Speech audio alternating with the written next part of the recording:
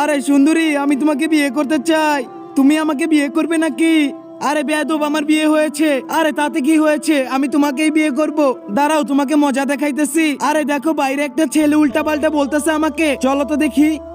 এই যে এই ছেলেটা।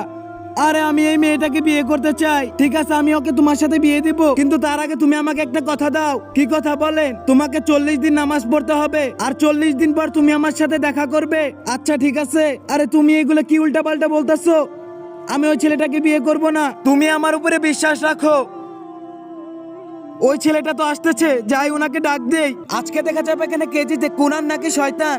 কুরআনকে ভালোবেসে থাকলে চ্যানেলটাকে সাবস্ক্রাইব করে দাও, আর শয়তানকে ভালোবেসে থাকলে কিছুই করার দরকার নেই। এই দাঁড়াও, 40 দিন তো হয়ে গেছে, এখন আমার বউকে বিয়ে করো। কি বলতেছেন? প্রথমে নামাজ পড়তে বললেন আর এখন বিয়ে করতে বলতেছেন? যে নামাজ পড়ে সে কখনো ভুল কাজ করতে পারে না।